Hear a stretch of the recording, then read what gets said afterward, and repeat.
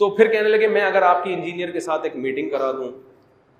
میں نے کہا موسٹ ویلکم, یہ تو ہماری بچپن کی خواہش ہے.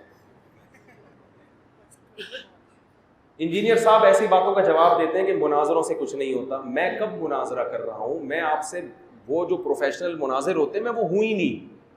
تو وہ دیوبندی مفتی خود ہوا میں اڑ کے آئے گا جہاز میں, وہ خود سوال لکھ کے لائے گا کہ کراچی سے میں مفتی طارق مسعود, جس کو آپ دیوبندی کہتے ہیں, میں نے تو اپنے نام کے ساتھ کبھی دیوبندی نہیں لگایا, لیکن آپ کو شوق ہے دیوبندی بریلوی کو پروموٹ کرنے کا ان ناموں کو. وہ آ گیا انجینئر صاحب, وہ آ گیا. تو میں مفتی طارق مسعود دیوبندی حنفی بنفس نفیس آپ کی خدمت میں اقدس میں یہ عرض کر رہا ہوں کہ اس کا جو جواب آپ نے دیا نا کلپ میں, وہ جواب آپ کا درست نہیں ہے. نادر علی صاحب کے اس بات کو 3-4 مہینے ہو چکے ہیں. وہ گئے, میں نے پھر فون کیا نادر علی کو پچھلے مہینے. میں نے کہا بھائی کیا بنا؟ وہ آپ میٹنگ کروا رہے تھے, کہہ رہے کہ نہیں وہ نہیں آ سکتے. میں نے کہا چلو میں جاتا ہوں یار. انہوں نے کہا اچھا میں پوچھ کے بتاتا ہوں. اب بھی مہینہ گزر گیا. فلا وربک, اے نبی مجھے قسم اس بات کی کہ میں تیرا رب ہوں. یہ ہے اظہار محبت. لا یؤمنون, یہ کبھی بھی ایمان والے نہیں ہو سکتے, چاہے یہ کلمہ گو ہوں, اہل قبلہ ہیں, تمہارے ساتھ نمازیں پڑھتے ہیں, قانوناً صحابہ بھی ہیں, لیکن اندر سے انہوں نے منافقت والا رویہ اختیار کیا ہوا ہے. یہ کبھی مومن نہیں ہو سکتے. حتی یحکموک فیما شجر بینہم, یہاں تک کہ یہ آپ کو حاکم, جج, قاضی تسلیم نہ کر لیں اپنے جھگڑوں میں. اور صرف قاضی تسلیم نہیں کرنا, ثم لا یجدوا فی انفسہم حرجا, اس کے بعد اگر آپ کوئی فیصلہ کر لیں, کوئی فیصلہ فرما دیں, تو یہ اپنے دل میں بھی اس کے خلاف کوئی تنگی نہ پائیں کہ جی چلو اب پیغمبر ہیں ہم بات مان لیتے ہیں, لیکن دل مطمئن نہیں ہے, ہمارے ساتھ زیادتی ہو گئی ہے, نعوذ باللہ. نہیں, مومن نہیں ہوں گے. ثم لا یجدوا فی انفسہم حرجا, حرج بھی نہ دل میں پائے, مما قضیت, جو تم نے اے نبی فیصلہ کر دیا, ویسلموا تسلیما, اور سر تسلیم خم نہ کر لیں, اس وقت تک یہ مومن ہی نہیں ہو سکتے. کیا اظہار محبت ہے اور کیا قیامت مضمر ہے اس کے اندر. اس کانٹیکسٹ میں صحیح بخاری اور مسلم دونوں میں حدیث ہے کہ حضرت زبیر رضی اللہ تعالیٰ عنہ اور ایک انصاری صحابی کا جھگڑا ہو گیا پانی کھیتوں کو لگانے کے معاملے میں. نبی علیہ السلام نے وہ جھگڑا جب سنا تو حضرت زبیر کے حق میں فیصلہ کیا. اب وہ ہے صحابی تھا اور منافق بھی نہیں تھا, انصاری تھا, مومن تھا, لیکن اس کے زبان سے یہ الفاظ نکلے کہ نبی علیہ السلام نے اس لیے حضرت زبیر کے حق میں فیصلہ کیا کہ یہ ان کے پھوپھی کا لڑکا ہے, نعوذ باللہ. اب تو یہ سیدھی سیدھی منافقانہ اپروچ تھی. اس کانٹیکسٹ میں پھر اللہ تعالیٰ نے کہا کہ اگر کسی کے دماغ میں وہ کیڑا ہے نا کہ وہ اس قسم کی حرکتیں کر کے بھی رسول اللہ کے فیصلے پر اعتراض کرنے کے باوجود مومن رہ سکتا ہے, وہ مومن کوئی نہیں ہے جب تک دل سے تسلیم کر کے سر تسلیم خم نہ کر دے. اگر دل میں بھی تنگی آئی, ایمان فارغ.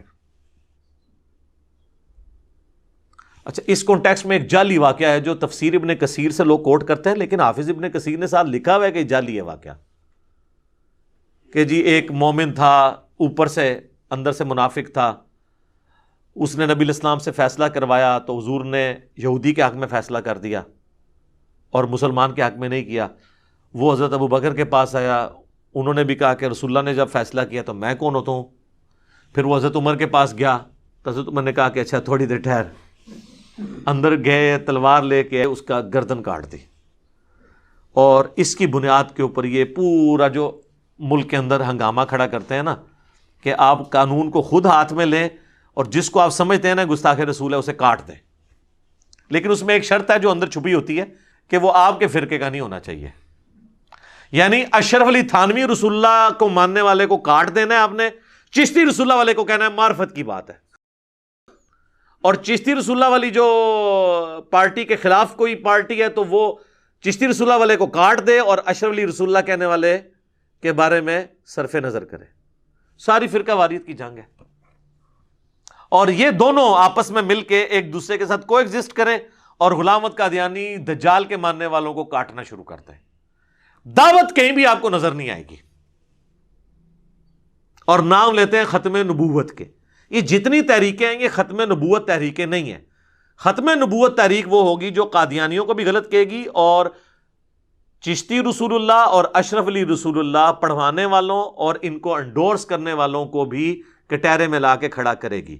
یہ نہیں ہے کہ وہ لوگ بزرگیاں ویل کریں اور ان کو آپ جو ہے وہ کافر کافر کہہ کے تو اس بنیاد کے اوپر چندے اکٹھے کرتے رہیں. لہٰذا میں ان تمام تحریکوں کو کہتا ہوں یہ اینٹی قادیانی تحریکیں ہیں.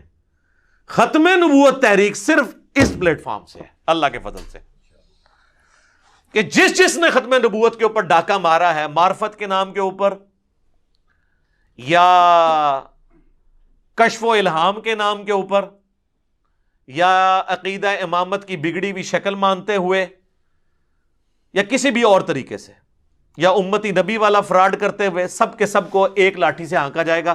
پھر آپ لوگوں تک دین کی بات پہنچا سکتے ہیں. ادروائز تو پھر ظاہر ہے کہ ایکسیپٹنس تو نہیں ملے گی. لوگ کہیں گے جی اپنے گھر کی صفائی کرتے نہیں ہیں دوسروں کے اوپر بات کرتے ہیں. اور یہی وہ چیز ہے جو قادیانیوں کو اسلام کی طرف نہیں آنے دیتی. وہ کہتے ہیں ان کے بابوں نے بھی کام ڈالا ہوا ہے. اور میں نے آپ کو بتایا ہے کہ قادیانی جو ہے یہ صوفیوں میں سے نکلا ہوا فرقہ ہے. اور کئی بار میں نے ایک بات بتائی ہے کہ ہمارے پاس ایک بھائی آتے تھے تو وہ بخاری اور مسلم میں جو نماز کا طریقہ لکھا ہوا ہے رکوع میں جاتے وقت اور اٹھتے وقت رفع الیدین کرنا، انہوں نے جب شروع کیا تو ان کے بڑے بھائی تبلیغی جماعت میں اٹلی کے اندر وہ امیر تھے، ان کے گھر جماعتیں رکتی تھی. وہ چھٹیوں پہ آئے تو وہ آگے آتے ہی سیدھا، ان دنوں میں اپنے گھر میں درس دیا کرتا تھا، سیدھا آ کے چڑھائی کر دی جی میرے بھائی کو آپ نے قادیانیت کی طرف لگا دیا ہے. جناب یہ ہمارا ہی حوصلہ ہے کہ ہم یہ ساری باتیں سنتے ہیں. ہم مسکراتے ہیں، ہمیں پتہ ہوتا ہے کہ اب یہ قابو میں آ گیا کیونکہ ہمارے پاس تو علم کی طاقت ہے اللہ کے فضل سے، جس کو نہ شکست ہو سکتی ہے جو نہ چوری ہو سکتی ہے. الحمدللہ علم وہ تلوار ہے. تو میں تسلی سے بات سنی، میں نے کہا میرے بھائی میں آپ کے ساتھ پوری ہمدردی کرتا ہوں، ہمارے گھر کے قریب یہ قادیانیوں کی عبادت گاہ ہے تو ہم سارے اٹھ کے چلتے ہیں وہاں جا کے دیکھتے ہیں. اگر قادیانی آپ کے طریقے کے مطابق نماز پڑھ رہے ہوئے یعنی حنفی طریقے پہ بغیر رفع الیدین کے تو وہ آپ میں سے نکلا ہوا فرقہ ہے، اور اگر وہ رفع الیدین کے ساتھ پڑھ رہے ہوئے تو پھر آپ ہمارے کھاتے میں اسے ڈال دیجیے گا. بس اتنی بات کرنے کی دیر تھی. کہتے نہیں نہیں نہیں کوئی ضرورت نہیں، اور بات ماننی بھی کوئی نہیں کیونکہ انہیں پتا چل گیا تھا کہ یہ تو پھر ماننا پڑ جائے گا کہ تو یہ ہمارے ہی حنفی بھائی ہیں. تو قادیانی آج کی ڈیٹ میں حنفی ہیں. یہ بعض لوگ جو ان کے چند ایک مسائل پکڑتے ہیں نا جی فاتحہ خلف الامام میں ان کا یہ عقیدہ ہے، یہ تفردات ہیں. اوورآل وہ حنفی ہیں. حنفیوں میں بھی تو کئی ایک شاخیں ہیں نا. بریلوی کہتے ہیں انگوٹھے چومنے والے کی شفاعت ہوگی، اور وہ کہتے ہیں فقہ حنفی کی بنیادی کتاب فتاوی شامی جسے رد المختار کہتے ہیں جو در مختار پہ حاشیہ ہے اس میں لکھا ہوا ہے.